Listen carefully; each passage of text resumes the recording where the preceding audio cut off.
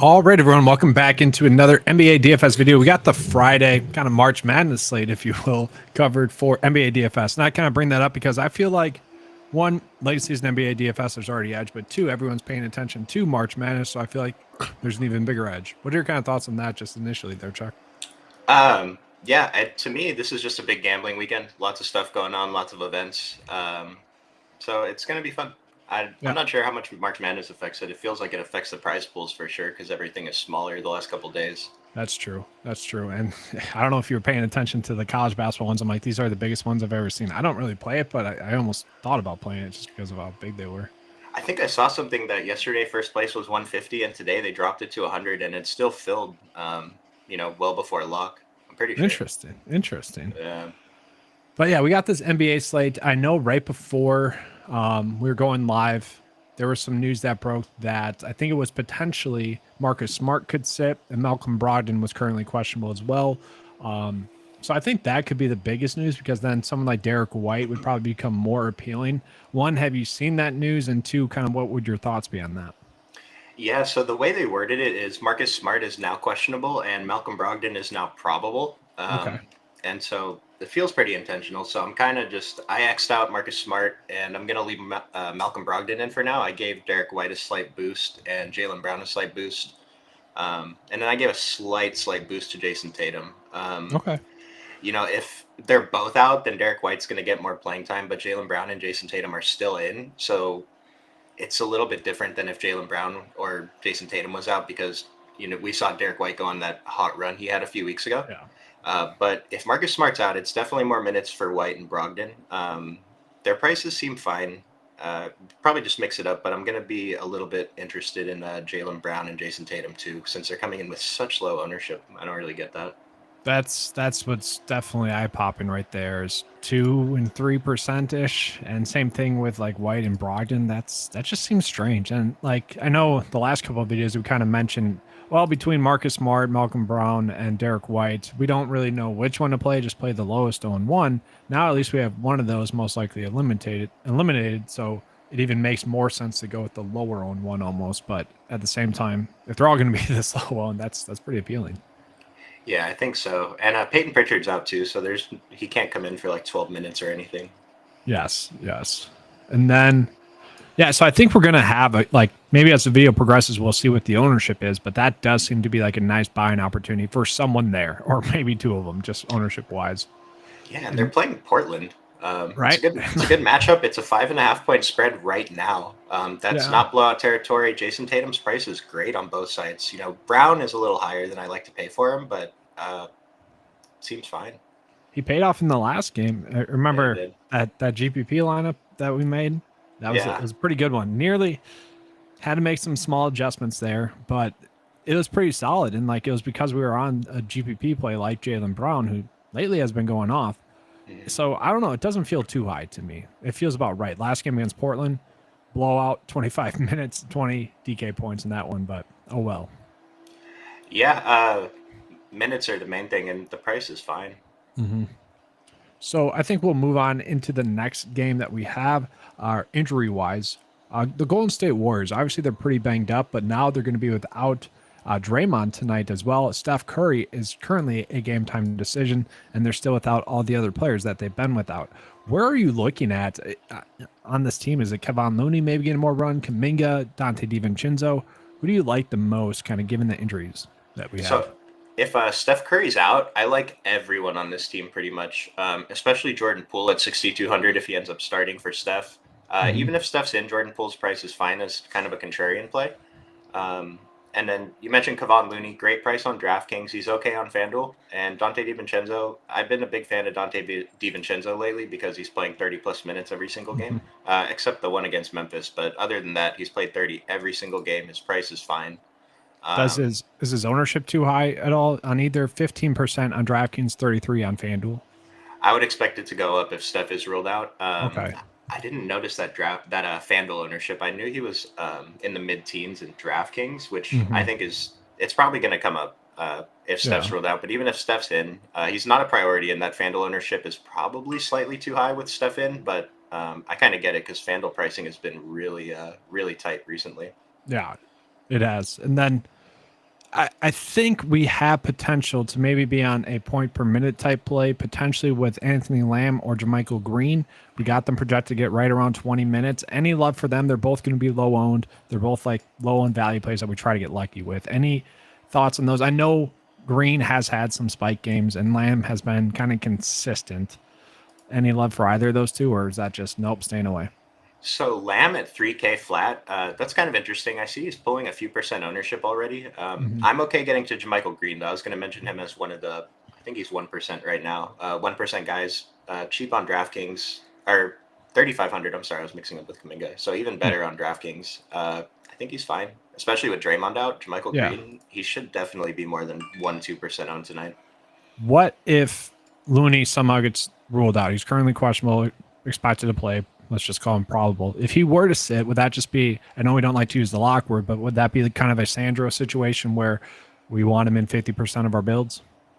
Jermichael Green, If Looney was ruled out. yeah, I'd want to see the starting lineup. I'm not Okay. sure if Green would start. I'm not sure if Lamb would start. Maybe. I don't know. Their roster is kind of weird right now because they're missing a couple guys. Yeah. But I think we mix it up. We'll see what the model says. In that, we really just have to see the starting lineup. This game is a half hour after lock, so we should know before the first lock who's starting. And I think we just prioritize that guy. That makes sense. And so Jose was wondering, what's your favorite game to target? I would say it's probably this one, especially with the potential injuries that we have. It's not expected to be a blowout, highest scoring game on the slate. And just based off of the early lineups I did, it's pretty easy to stack this game. Yeah, the interesting thing about this game is on the other side. So I don't think the Golden State guys are pulling that much ownership. They're reasonable, but Atlanta. So it looks like Bogdan Bogdanovic is pulling 20% on DraftKings at 4K. John Collins 7%. DeAndre Hunter 11%, all in this 4 to 5K range.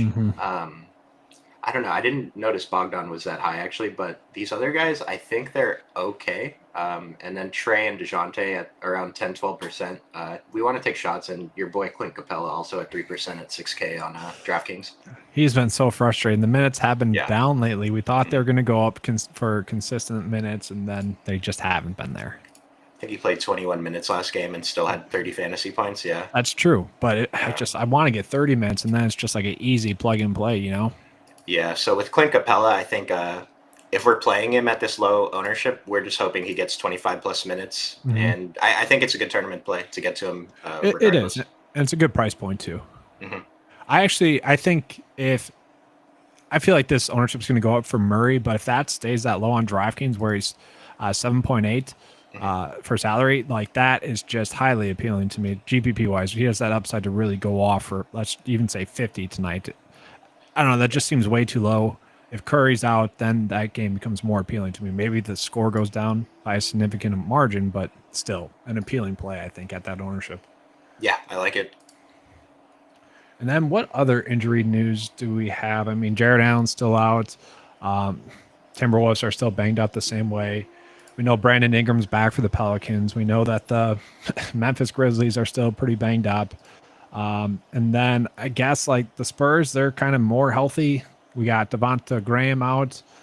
So maybe Trey Jones and Devin Vassell are good plays. Anything worthwhile worth touching on? I know Dallas, we're waiting on Kyrie news.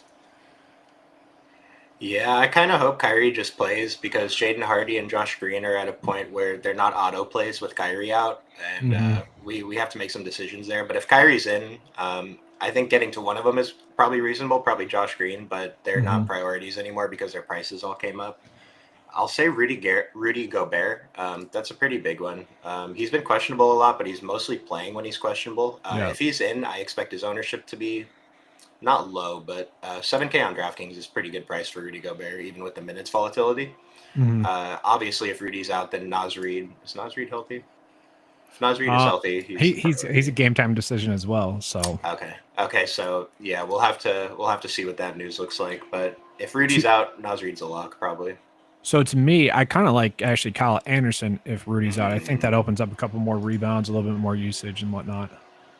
Kyle, yeah, I've been a big fan of Kyle Anderson recently. I think he's up to like 7,500 on FanDuel, 69 on DraftKings. So the price is up there. But if Rudy Gobert is out, see what his ownership is. If his ownership is reasonably low, then I think we want to take some shots on Kyle Anderson. He's been fantastic.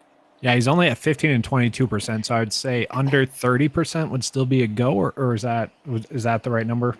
Is that 30% on FanDuel? No, I'm saying right now it's at 15 and Oh. 22, but if it got to 30%, would that be where we have to start worrying about it being too high? Yeah, DraftKings, I'm not as worried, but FanDuel, that 7,500 price, it's just, we really need 40 plus if we're playing Kyle Anderson on FanDuel tonight. And if 30% of the field is going to get there, that seems like a lot. But Okay. around, just pay attention, I guess, closer to luck. Yeah. I would say Jaden McDaniels would get a little bump too if Gobert was out, but not probably huge. Yeah, a couple of these guys. Torian Prince is kind of interesting, but we probably have better options than him in that situation too. Yeah, in a pinch, if we need to roll with him, if we don't get those values, then yeah, I would agree too. And then I think that's pretty much it for now. I mean, we know Ingram's back. Let's go ahead and get into the top guard plays on DraftKings. We'll start with point guard and shooting guard. Sort by DraftKings value. And Alex Caruso is popping up once again. Any love for Alex Caruso? Let's just start with him. It's tough. He's 3,400 on DraftKings. It's a really good price, but since Pat Bev came to town, I don't think Caruso can really play 30 plus minutes that consistently. If he doesn't have the potential to get 30 minutes, because we're not expecting 30 minutes every night, but if he doesn't have the potential to play 30, then it really hurts his ceiling. So he got 29 in the previous game. That was the most he's played in a month. Yeah. And so I get he's top of value, but we have him projected for 25 minutes. It's probably reasonable. I'm thinking we're going to get better plays than Alex Caruso, but he's top of value right now, reasonable ownership, so we can get there on both sides, I guess. And then we got Dante DiVincenzo. We already mentioned him. The nice thing about him is you can play him at guard or forward, so he's going to be one of the better values on the slate as it sits right now with Draymond Green out. I would say 15% and 33% on FanDuel. That's probably right. I would say he should be 30% on DraftKings as well. What are your thoughts on that for Dante? I agree. I'm thinking it's probably a position thing where it's just hard to fit him in a roster because there's either someone more expensive or someone cheaper. I don't know that we have that much value, but yeah, just the pricing of it. You're either trying to pay up for studs or go values, I guess. I could see that. Yeah, that is a pretty good ownership though for Dante on DraftKings 15. I like that a lot. And then are we just? I know we kind of mentioned the Celtics a little bit guard wise. Are we just like locking in one of those guys at low owners? I shouldn't say lock. I know we don't use that word here, but should we be heavily targeting one of those Boston guards in a purely appealing game with Marcus Smart out? And if so, which one would you be deferring to? So I'm assuming Derek White's going to start. If Marcus Smart is out, Malcolm Brogdon's going to come off the bench. I really just want to see what the ownerships look like coming closer to lock, because if they're going to pull a ton of ownership, I'm just going to be more interested in playing more Jaylen Brown and Jason Tatum. Okay. And if they're not going to pull ownership, then I'll take shots. It looks like the model slightly prefers Derek White. This is going to change if Smart's out. I'm probably going to be kind of indifferent. It's just going to depend on if one of them's way higher owned, I'm going to go with the lower owned one. If they're both reasonable, then I'll have some in my lineups, but nothing too crazy. I'm going to put Jaylen Brown in the build for now just because he's pretty low owned at a reasonable price. I like it. Like you said, we'll adjust that throughout the day, the night, really, as the ownerships come in. And then other values, we got the Spurs. I feel like we need to touch on the Spurs because we got Trey Jones popping up as a really good value. At the same time, we still can't really accurately project the minutes for the Spurs. We know Zach Collins is going to get 30. We know Keldon Johnson's probably going to get 32. But the guards have been so difficult to kind of predict. Is there any one of them that you are specifically targeting, or is it just kind of a stay away? We got the Jones matchup, Trey Jones and then Tyus Jones. So, that's fun. That's so fun, especially for their parents. Like your two kids are playing against each other in the NBA. I mean, it is. It's got to be great. So Trey Jones down to 5,100 on DraftKings. This is a guy I usually click out every single night when he's closer to 6K. With Devontae Graham out tonight, I don't know if Trey Jones. What do we have him for in minutes? We have him for 28 minutes. We really need him to play 28 plus minutes, even at 5,100. I am leaving him in my pool today. It looks like I'm getting about 10%. So I'm just under the field. I think he's an okay play. I'm more interested in Sochan and Zach Collins. I think those are my two guys from the Spurs today on DraftKings and FanDuel. And then Devin Vassell is just, it's really tough for me to want to get to this. I think his price is still way too high for Devin I Vassell. I do too, and even on like FanDuel, he is coming in at 5,900, and he's coming in at 27% projected ownership. That just seems way too high for a guy that just hasn't found it yet. And to me, GPP risk wise, I get it, but at the same time, I think I'd rather go with someone like Dante DiVincenzo, like or Yeah. something like that. Oh, 100%. I'm playing Dante over Devin Vassell tonight if these ownerships stay close to where they are. Mm-hmm. We haven't seen it from him lately. He has been getting the minutes, and the production just hasn't been there for Vassell. So that's strange to me. And so here's the thing: You're gonna hear us talk about fading, like higher owned guys, middle owned guys like Devin Vassell. Mm-hmm. He is a good tournament play in the sense that he hasn't had a good game recently, and he's a good basketball player. He's gonna go off, but when 30% of the field is trying to capture that random night he goes off, there's just the leverage you get by not playing him is worth it. Especially like this time of year where it seems like we are getting more risky chalk. Yeah, like the chalk recently, it's making it very difficult to make decisions in DFS. I do want to pull up Blake Wesley because I feel like he could be in for maybe a little bit more minutes. He's had 23 the last 2 games. He had 30 at one point. He is someone that has gotten minutes. And at 3.9, if he gets maybe, an extra rotation, maybe gets 28 minutes with Graham out, I could see him being an interesting GPP play at 3.9 on DraftKings. I'm not sure what his ownership is. It's coming in at 0. People don't like him. He's projected to get 22 minutes. Any love for him as like a value GPP play? Oh, I'm all about it. Yeah, I love these kind of plays. Just the projections aren't going to get to them around the industry, so no one is playing these kind of guys. And so if you just boost their projection by a little bit or put a min ownership percentage or something, these guys are great to mix in. Now it's a high risk, but Yeah. if you're right or it pays off, it's more. I think these kind of plays, like we want a good game, we want 22 plus whatever, but it's more about the other chalk failing. I think with plays like Yes. Blake Wesley, we only need Blake Wesley to outscore the other guys by 1 or 2 fantasy points to be a good play. Well, in this example, it's like, okay, Vassell's the chalk, especially on FanDuel. You can get to I'm not saying we play him on FanDuel, but at the same time, Blake Wesley is so low owned that the difference could really make up for it in that sense, where you're fading the chalk and you're going with someone that's not chalk at all. It's all right. I like that. I like that move. Mm-hmm. And just keep in mind, these guys are 0% owned. Like, if you like him, you probably shouldn't have more than maybe 5% if you're making 150 Yes. lineups. Like, these are just, we're taking shots on these guys. So just pay attention to projected ownership when we're recommending low owned plays. Mm-hmm. Exactly. And then let's just click off the Spurs there. I'm going to go to FanDuel. So DiVincenzo, Tyus Jones is popping up as one of the best FanDuel values. Curry, if he's active, one of the better FanDuel plays, only coming in at 11% projected ownership. Then we got Vassell, Simons, Smart, who's not in. I'm going to refresh this actually in a second here. Maxey, Kevin Porter Jr., any of those guys popping up at all for you? You called KPJ last time, right?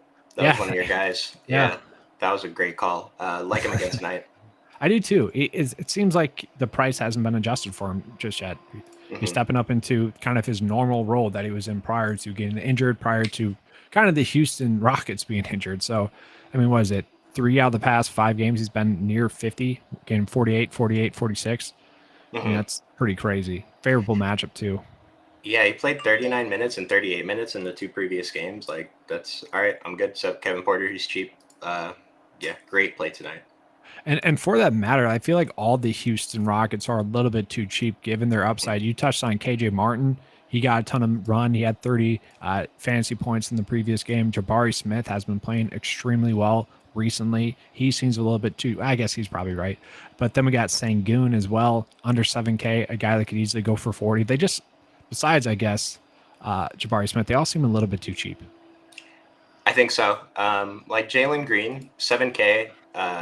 This is like his price, right? But I'm comfortable playing him at this price. He's coming in low owned. Like I have 11% in my DraftKings run right now, which is not that far over the field, but it's more, I like him more than the field. And then KJ Martin is about in 20% of my DraftKings lineups right now. He's 5,300. He's not really going to put up 40 that much. He could. But if he gives us, because you figure he's slightly less than a fantasy point per minute guy. Yeah. And if he's been getting the 33, 40, 31, 33 minutes, I mean, we're expecting around 30 fantasy points, given his expected production. So I just think he's such an easy play to fit in, and he's getting the playing time. So Yeah, I agree. It is. It's an easy play at that price tag, and it's maybe not someone you're directly going out of your way to play, but maybe you're down to your last two roster spots and you see it, like you feel comfortable plugging him in. Especially on FanDuel, because FanDuel is just so difficult recently with the pricing. There's not good value, and so with KJ Martin being 5,600 on FanDuel, I get he's 18% on FanDuel, only Hmm. 7% on DraftKings. That makes sense because he fits at small forward. Yeah. And I want to mention Jabari Smith. I'm not sure about him with Alper and Sengunin. I know Yeah. he's done it with Sengunin, but I think the price is actually a little bit too high with Sengunin. So I'll call him a deep tournament play, but I'm not playing Jabari Smith at all today. I agree because we look at his shot percentage in the game that he really went off against Boston with Sangoon in there, 5 for 6 from three and 9 for 11 total. Like that's just not going to happen again. I think people are just seeing that he had a good hot game even with Sangoon, and they're like, all right, this is a new role when it just seems like it was a hot shooting night. Yeah, especially for him, we really need that double too, and it's way less likely with Sengunin. I agree. And then just kind of looking at the OF index, Curry is ranking out as the best guard play. Do we agree with that? Just given the game. I think so. Yeah, it's Okay. just the OF index kind of ranks on ceiling potential, something Yeah. like that, and yeah, Steph is the highest on the slate today for guards. And then from there, we go down the list. We have a lot of quality, like between 8K to 7K plays with Desmond Bain, Murray, Darius Garland, KPJ, and then even Tyus Jones if we want to go a little bit lower. And then I would say Clay is just a spectacular GPP play if if Curry's out. And even if Curry's active, I think we could do what we did a couple nights ago where we're picking one or the other and hoping that one of them goes off, and Curry went off in that game. Yeah, if you picked Steph last game, you're feeling pretty good about it. Clay, not so much. No. But I don't know. The first thing that stands out to me is Desmond Bain's ownership is crazy. His price is great. Like it's definitely too cheap. But like I think we don't want to necessarily pivot off of him, but we definitely want to mix in everyone else around him on the index. Yeah. Why? Everyone else is low owned. I get why he's chalked, but that just seems too high given the other players that were right there. You're right. That's I'm trying to look at just pivots inside of that team that we could go with real quick. Mm-hmm. Not I'm looking at Luke Kennard. I mean, he could go for 20 as a value, but obviously not someone going out of our way to play. What about Dylan Brooks? He's been terrible. I don't even want to mention it. Never mind. No to Dylan Brooks. It's just too frustrating, right? I had to make the tough decision to not allow him in my player pool today. Right? That's probably the right move. I'd say maybe Jaren Jackson, but he's probably going to be chalked too once we get into forward. So Yeah, looking at the industry stuff earlier, I expected Jaren Jackson to be chalk. I'm not sure about now, but everyone's going to go there. No one played him last time. I mentioned him that no one's going to play him. These are the days we play him. He had a great game. And then now everyone's going to play him today. He's still a good play at his price, but not nearly as a good play since he's pulling the ownership. yeah, And no, I agree. Tillman's super cheap still. I like Tillman still as a tournament play, especially as a pivot off Jaren Jackson. No, yeah, exactly. And then just recapping the guards real quick. Probably don't be overweight on the chalk in Desmond Bain and Tyus Jones is kind of what we're saying, right? I would definitely recommend being below 42% on Desmond Bain. That could mean you're at 40%, 20%. Just don't be above the 42, I think. Okay. Yeah, I agree too. Because we have like Darius Garland's a fine GPP play. He could go off. It's not like we're expecting that, but he could. And he's pretty chalky. Kevin Porter Jr. we mentioned. So there are pivots there. KPJ might be a really sick pivot off of Desmond Bain at the similar price. I know point guard versus shooting guard, but Yeah. that's a nice one. It feels like it. And Tyus Jones is down here too. I was hoping his ownership was going to come in less. 50% on FanDuel is insane. He's 6,700. It's a good price, good matchup. He's playing his brother. He's going to be a useful play. I'm going to have a bunch of him, but 49% on FanDuel is definitely crazy. So if people are stacking that game just because it's the Spurs, is Keldon Johnson? I mean, we'll pivot into the forwards here right now. Is Keldon Johnson getting insane ownership? Because I feel like he should be then, but I doubt he is. Because if people are going that in, they're just saying it's not going to be a blowout. We're showing 1% right now. I mean, he's probably not going to come in at 1%, but it's probably going to be double digits as it stands now. FanDuel 7,800, it's really expensive. DraftKings 7,500, it's still kind of expensive, but yeah, if San Antonio keeps it close, Keldon Johnson It's probably good. I mean, I mentioned Zach Collins and Sochan. I would not play all three in a lineup, but I think playing any two of these guys together is probably okay. Yeah. This is just fascinating to me, that 1% for him. Yeah, take some shots. I'm looking at Sochan now, too. He does make sense in GPPs. He's had those high spike GPP games. Obviously, 49 in the last game. 4 games ago against Indy, 47. Like, we've seen him get random 40 burgers. So I feel like, yeah, if you are playing Tyus Jones and also Desmond Bain, you have to play one of those two. It seems like, and probably even Zach Collins, who we'll get into in a second, but he's still massively too cheap as well. So could easily do 2-2 with them. Yeah, I think that would be okay. Just fascinating ownership, man. So let's see here. DraftKings ownership right now. We got Desmond Bain, obviously. Jaren Jackson's pulling in ownership. Evan Mobley, Jeremy Sochan, Bogdan Bogdanovic, obviously in that high game. Xavier Tillman. It's not too chalky, though. Once we get down there, it's kind of dispersed pretty well. It's really top heavy with Desmond Bain, Jaren Jackson, and Evan Mobley. We kind of already talked about Bain. You mentioned Jaren Jackson in passing. Is that probably right for him, 26%? Yeah, it seems fine. Okay. Three highest guys on DraftKings on Memphis. Yeah, right. It's I get it. It's matchup. We've been chasing the Spurs a lot, but there's other good teams to chase as well. I mean, we got Houston on this slate. We got Golden State on this slate. We got Charlotte. Like, there's other good matchups in terms of DFS projection to chase. Edward was asking Houston 5-man core.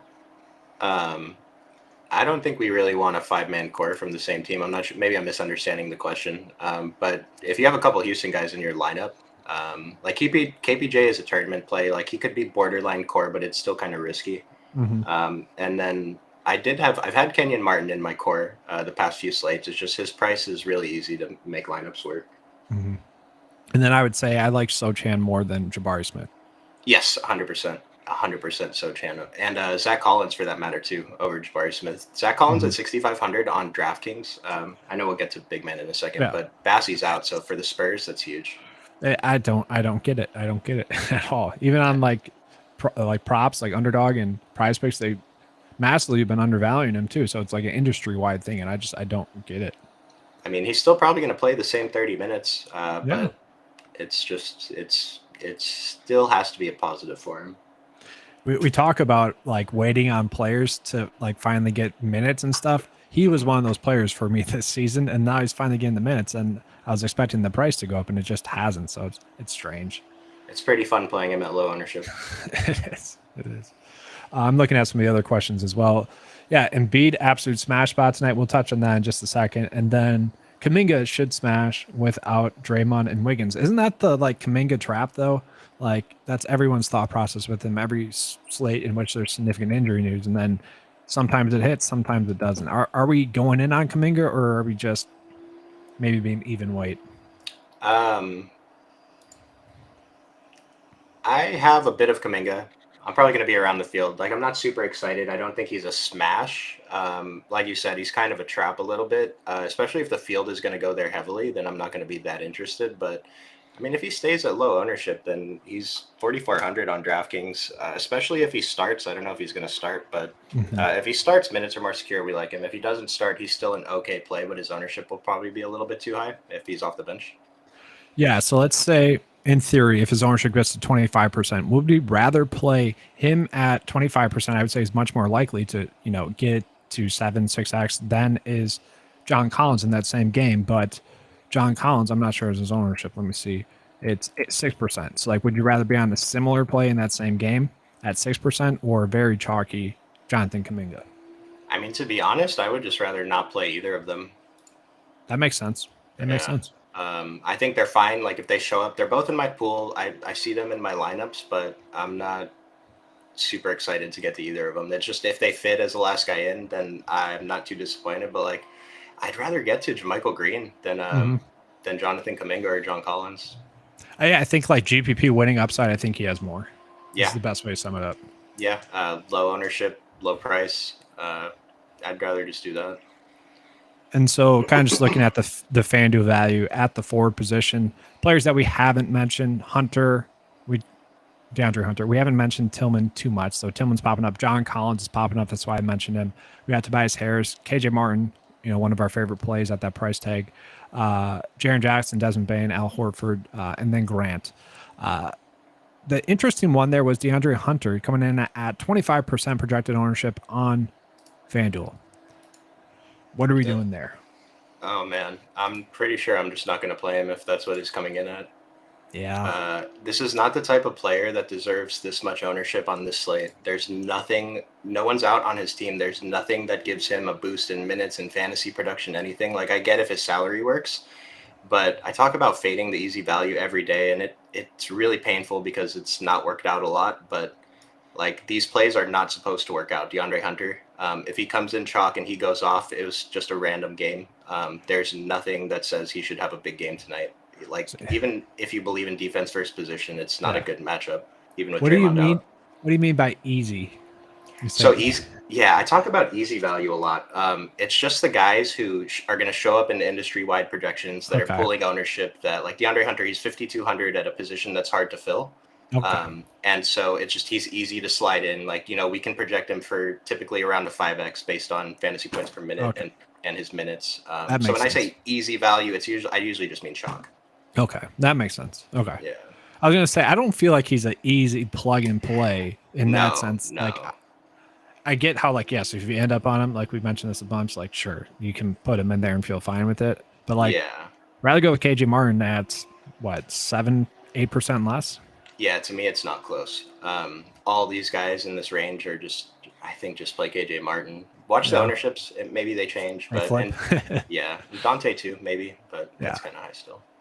Yeah, I mean, yeah. And then last thing, Tillman is at 59% projected ownership on FanDuel. What are we doing there? Holy smokes. That's really high. That's really high for one player, Xavier Tillman.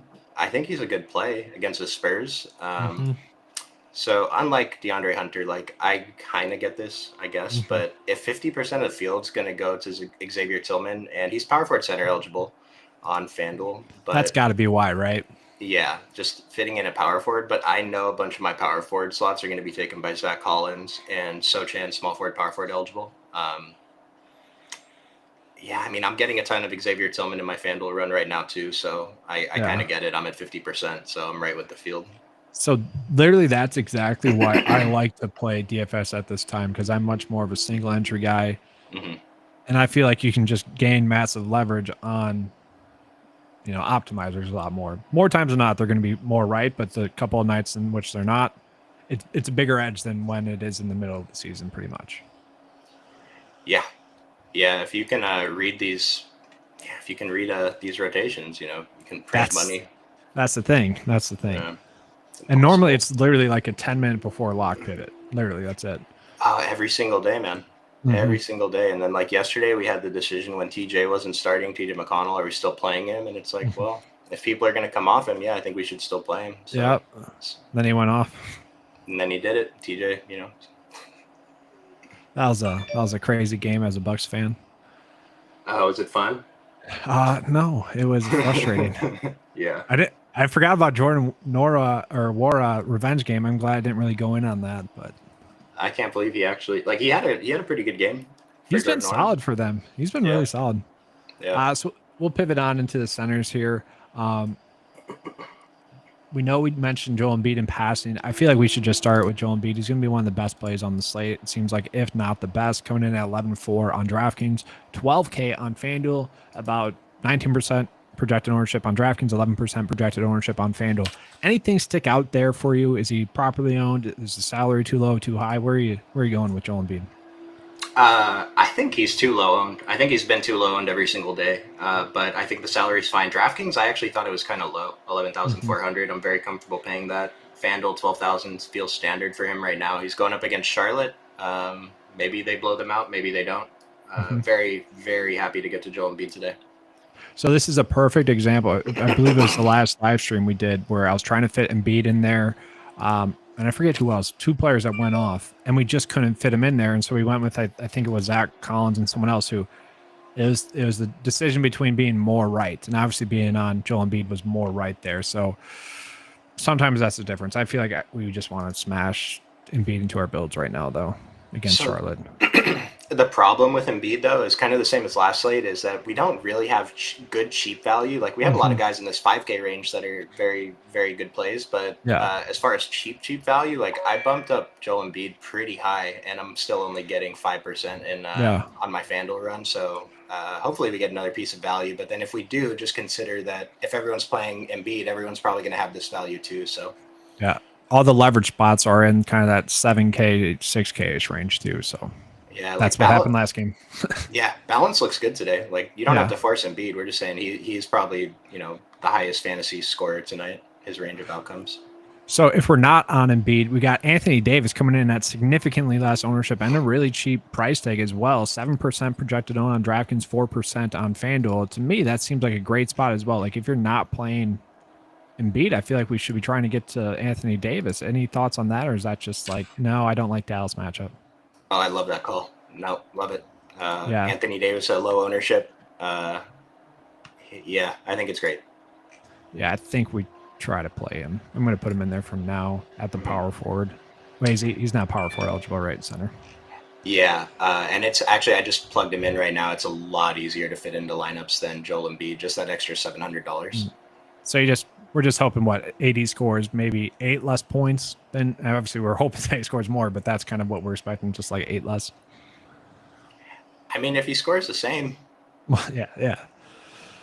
And then let's talk about Zach Collins. Zach Collins is really just in a smash spot again at a very cheap price point. How much Zach Collins is too much Zach Collins? On DraftKings, it's a little tougher because he's center only. But I'm going to be over the field on both sites. What's he coming in at? I'll have to pull him up here 1 sec. So Zach Collins coming in at 4% and 7. What? That is not 4% on DraftKings, 7% on FanDuel. That cannot be right. There's no way that is possibly correct. As of right now, I have 30% Zach Collins on FanDuel, and I only have about 15 on DraftKings. I thought it would be more. I'm going to adjust that. It's just due to the positions. There's a lot of good center plays today, I guess. Yeah. But well over the field on both sites. I see no reason not to. I mean, it's been like 5 straight games in which he's gotten over his salary. And I know he got ejected against Denver. We don't expect him to get ejected against Denver. That was 21 minutes, had 26 DK points in that game, well on his way to a double-double. And then, so let's take out that game. 49, 44, 39, 36 DraftKings points. It's just like, I don't get what people, like, if we are chasing Memphis value there, why would we not be playing Zach Collins at 30% ownership? And it just doesn't make sense to me. Like, how can Memphis be chalk and Zach Collins not be chalk? Logically, I don't get that at all. Now, he could miss, but like, if the chalk is going that way, it feels like we should be on Zach Collins.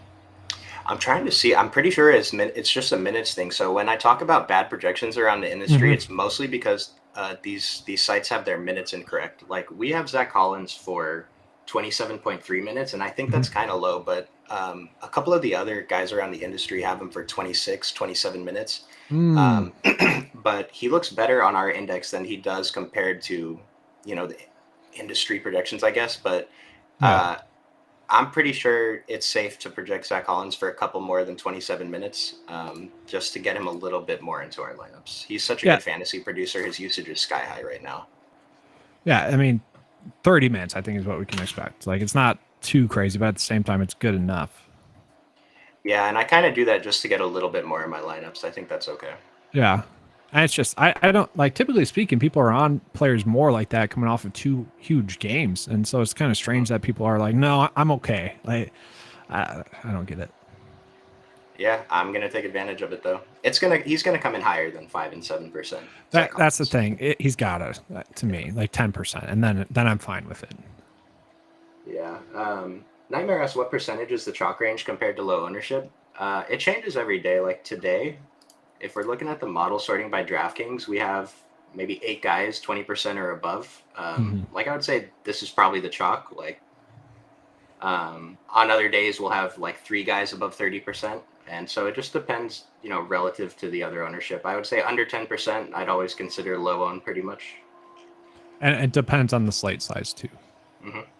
Yeah, we have 8 games today, so 42% is a ton for Desmond Bain. But once again, this is my point. We have the 3 highest projected owned players on the slate in a game that's only an 8.5 point difference. Yeah, the rest of the Spurs are coming in pretty low owned, which is weird. Like, logically speaking, a lot of people are going with 3 Memphis players and not running it back with a single Spur.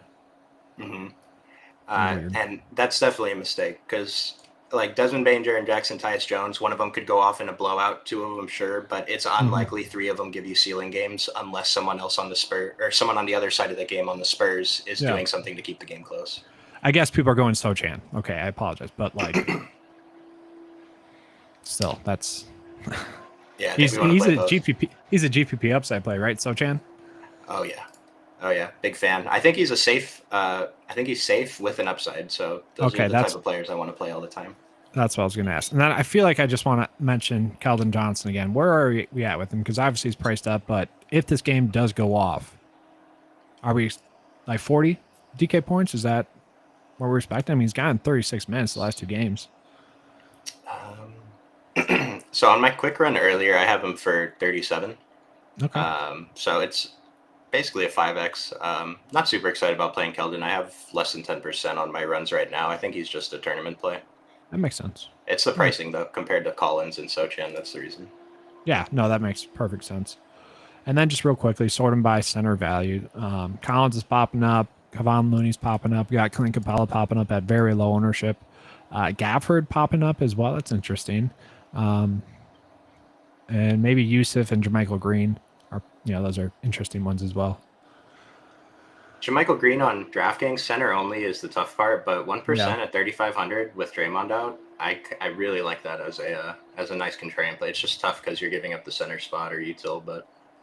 So I'm going to rank my centers real quick, my top 5, and then I kind of want you to do that as well because I feel like that's the biggest difference maker on this slate. So to me, like AD, Joel Embiid, you want to pay for one of those 2 if you can. And then we have Zach Collins. That to me is kind of the play. I like Jermichael Green as a value price point play. It seems kind of risk reward based. I get that, but to me, it feels like the correct decision. And then it's probably going with Sengun. I feel like he has 40 point upside. Not a lock and load, but strong kind of ownership leverage play. So your thoughts, and then what are your top 5? I think it's pretty much the same except for Sengun. Not that I dislike Sengun. Yeah. But it's a little bit different on DraftKings. On DraftKings specifically, I would put AD and Embiid pretty close to the top, but they're not the highest exposed. It's just like the best center plays, I think. Yeah. Zach Collins is actually my highest exposed center on DraftKings now. Okay. Sorry. Who is it on FanDuel then? On FanDuel, my highest exposed center is Xavier Tillman by far. It's just he's in the power forward slot too, so he's not only in my center spot, so that's kind of why it's higher than the other guys. Okay. Can you make a rule to do Jaren Jackson instead of Tillman in builds? Because I feel like, what's the chances they both go off is my question. Oh, I'm putting a rule, max one of these 2. Like they can both go off, but I'd just rather bet against it. Okay. No, that makes sense. And then you mentioned Rudy Gobert earlier. What just kind of thoughts on him real quick? I think he's a good play if his ownership comes in low at the 7K, 7,700 on FanDuel. It's just the minutes are sporadic. If his ownership comes in high, I'm probably going to try to get away, like if it's above 20%. But if it's in the teens, I'm okay with that. That makes sense. And then I kind of want to mention him again, Sandro, the Spurs center. He's only 7% on FanDuel, coming in at 4.1. I know he really sucked in his first start, couldn't make a basket in the first half, just struggled. Any love for him at 4.1 on FanDuel? I know we're taking up a center position. We don't really love that, but he is powerful eligible as well. Yeah, it's like I played him a ton on FanDuel in the last slate because just lack of options, and I didn't feel good about it. I mean, he didn't kill lineups, but with Zach Collins and Jeremy Sochan, all these guys were out, so I'm not going to get to Sandro today. Sorry, Sandro. Okay.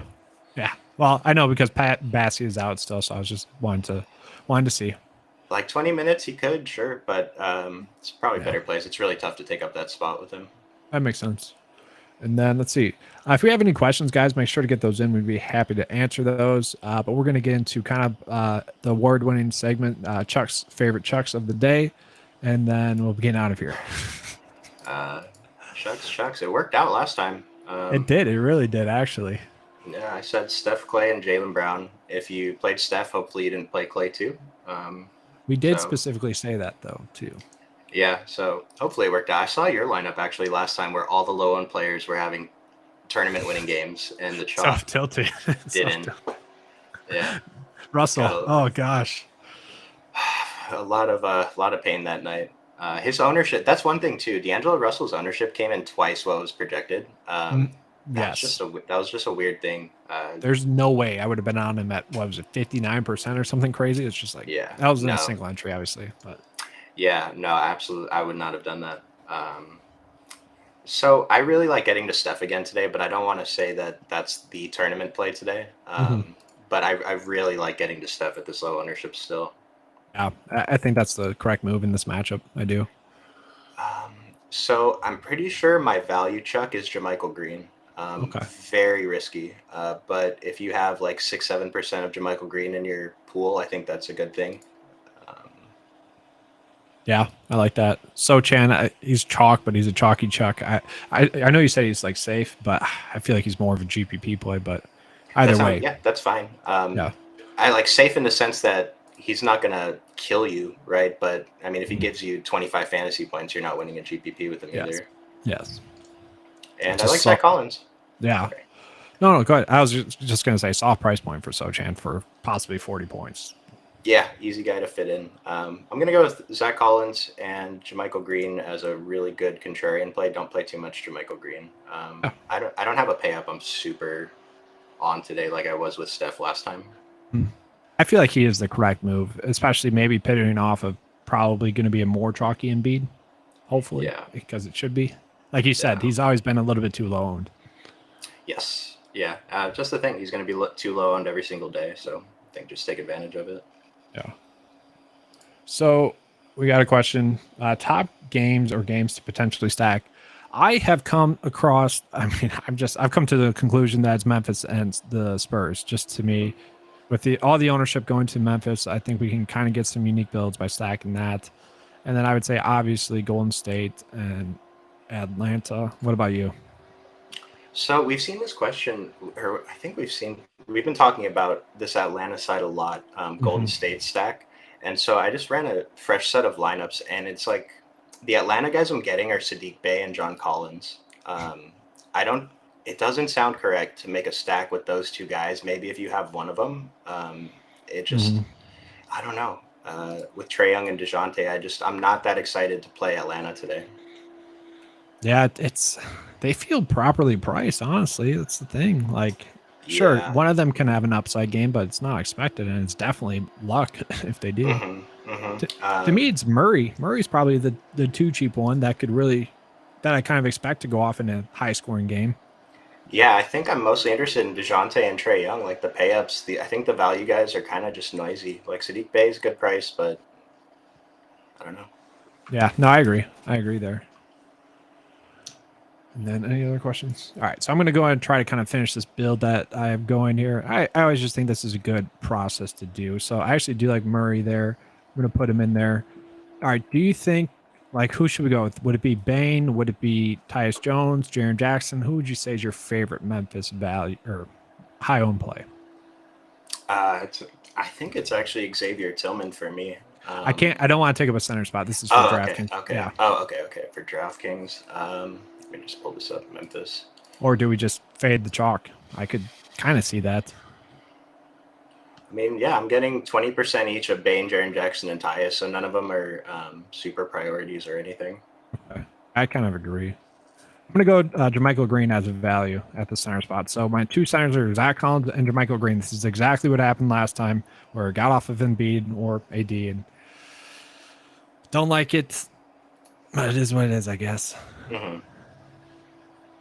Then let's see here. Kevin Porter Jr. again, potentially. I really like Kevin Porter Jr. at his price tonight. Yeah. Okay. And then about 4.7 left over.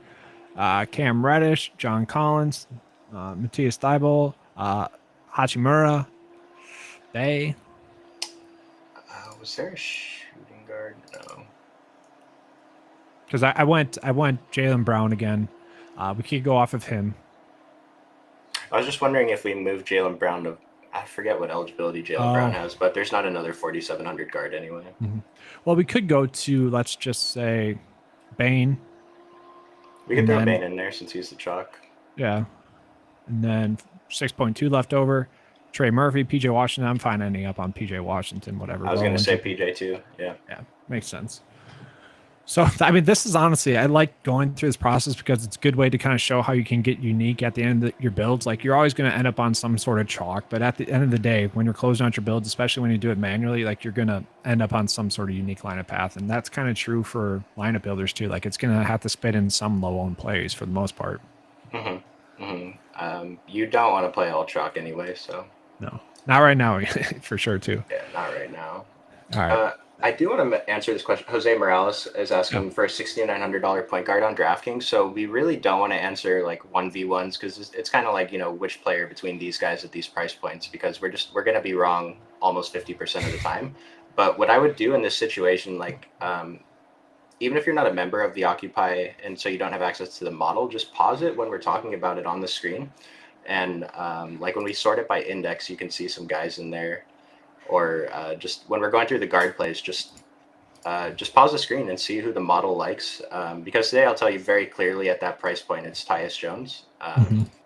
Sorting by, it's kind of difficult to pull up now, but just like if you sort it by DK value, he's very close to the top and he fits in that price range right there. So like that's just a perfect play today. But usually I'm not going to answer the 1v1s like that. I see why he's asking, because we literally have Maxey or Jones really within $800 or $600 or each other. So it's a dead price point other than Tyus Jones. But, so we didn't really mention Jordan Poole too much. Like, is he like lock and load play if Steph is out? I think he's a lot. I think he's a very, very strong play if Steph is out. Yes. Yeah. There we go. I'm going to actually switch to that real quick. I like that. Yeah, let's do that. So actually, Jose, I would say if you can, I would say Jordan Poole is probably one of the better point guard plays in that 6K range now, assuming Steph's out. Yeah, we just need that confirmed. And could he still hit value if Steph is active? Maybe, but obviously it's a lot less likely. Yeah. So the next comment in there is, I'm going to go more balanced than paying up for Joel Embiid. It was a situation last slate, literally, where it's like, had a great lineup. It was a situation in which we were not as right as we needed to be. We were correct, just not as correct as we needed to be. Actually, paying up for Joel Embiid would have been the correct move. So sometimes it works out, sometimes it doesn't. Yeah. With that too, I mean, just how much good value do we have? How much super cheap value do we have? Right now we don't have much. Like, you don't want to jam Chetty and Ricky Rubio. I saw someone asking about, should we fade Chetty? I'm not really going to get there that much, but I could see the merit in doing it. I mean, there's no reason to fade Chetty. He's coming in for like 5% ownership. I sorted by 3K to 3.9 on DraftKings. Literally, it's Caruso, and this is sorting it by value, DK value. Caruso, Stevens, Rubio, Green, Lamb, Aldama, Andre Drummond. Like, we don't have that much, and actually, I don't mind Luke Kennard if we're going to go that far. But yeah, there's no play we feel great about. Obviously, we like Jermichael Green at his low ownership. That's why we're playing him. But like, we got nothing there. Yeah, Ricky Rubio 3,100 is interesting. Lamar Stevens only played 11 minutes last game, I think, so he's off the board for me today. But this is really difficult. These are gross. So I should rephrase that. Ricky Rubio at 21%, I don't like. That's kind of what I was trying to say. But yeah, it just like he's the easy value, but I don't think he's a good play. I guess I would rather play Luke Kennard, possibly going 5 for 7 or something like that, hitting 2-3 balls at the same projected minutes at significantly less ownership, same position eligibility. Well, slightly same position eligibility, guard forward, but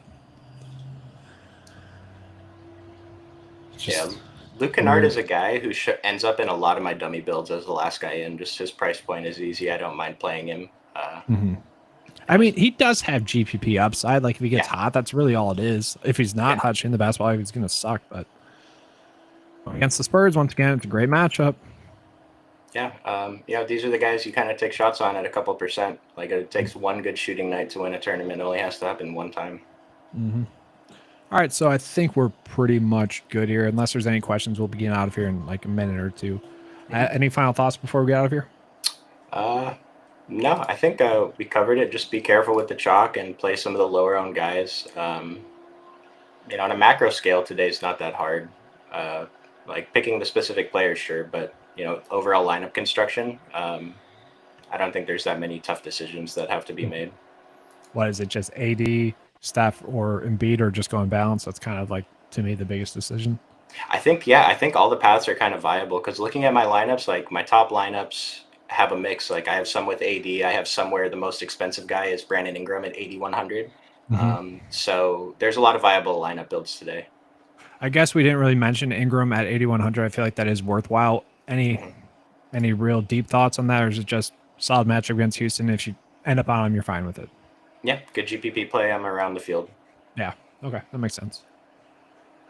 And then my kind of final plug is just going to be Discord chat is linked in the description below, as well as the tools that you see in this video. Chuck has been mentioning the lineup builder that he's running constantly throughout this video to give you guys that information that's available for Occupy Fantasy members. It's pretty easy to use.